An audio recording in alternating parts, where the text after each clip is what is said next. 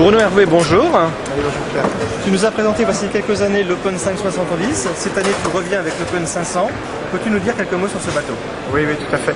Alors l'Open 570, c'est un bateau qu'on avait destiné aux loisirs et qui a été très rapidement récupéré par les régatiers. Quand je dis récupéré, c'est sans connotation péjorative, puisque le bateau est aujourd'hui support officiel du championnat de France Espoir depuis 2006 et pour quelques années j'espère. Et qu'il est également support du championnat de France monotype habitable et qu'il est de plus en plus utilisé. C'est un franc succès puisqu'il y a maintenant un peu plus de 200 exemplaires qui naviguent.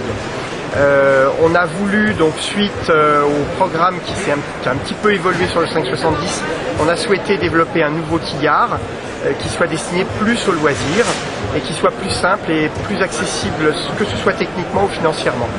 Donc on a demandé à Jean-Marie Finot, qui est le fameux architecte, de nous dessiner un petit quillard avec une contrainte qu'on lui avait donnée qui est importante, c'est le fait que la quille soit totalement rétractable. Et le bateau n'est pas un dériveur lesté, c'est un quillard. C'est-à-dire qu'il y a une quille qui fait 100 kg et qui est à peu près à 1,60 m de profondeur lorsqu'elle est descendue. Par contre, lorsqu'on est à la plage ou qu'on veut avoir un tirant d'eau faible ou mettre le bateau à l'eau, la quille fait 0 de tirant d'eau. Donc on a juste la profondeur du bateau, on va dire en gros 10 cm. Ça présente plein d'avantages, c'est une grosse difficulté pour l'architecte et pour le fabricant, puisqu'on a dû solutionner le problème de ce puits de quille qui est très grand. On l'a solutionné par une plaque qui vient obstruer ce puits et qui est actionnée automatiquement lorsqu'on descend ou qu'on remonte la quille. Alors une autre particularité de ce bateau, c'est que c'est un monocoque, mais qui possède un mât pivotant. Le mât pivotant, c'est quelque chose qu'on voit beaucoup sur les catamarans. C'est performant parce que ça permet d'avoir un profil de mât et un profil de voile qui sont en pure continuité sur l'extrado, qui est la partie la plus propulsive de la voile.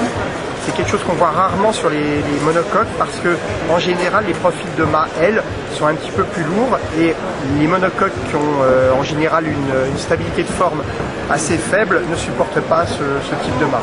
Maintenant, les carènes de Jean-Marie Finot sont des carènes très puissantes avec une très forte stabilité initiale et supportent largement ça.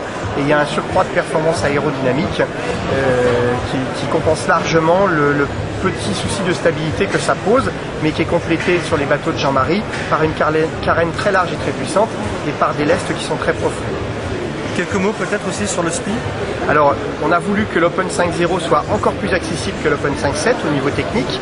Et effectivement, on a un SPI asymétrique comme sur l'Open 5.7, on a un tangon rétractable comme sur l'Open 5.7, mais le SPI est rangé dans une chaussette, donc on a un avaleur de SPI, et on a une seule manœuvre à tirer, c'est-à-dire la drisse de SPI, pour que le SPI d'une part monte en haut du mât, et d'autre part pour que le tangon sorte et que le SPI soit accroché au bout du tangon. Bruno, merci pour toutes ces précisions et bravo Chantier Phileas. Merci, à bientôt. Jusqu'à 25 euros.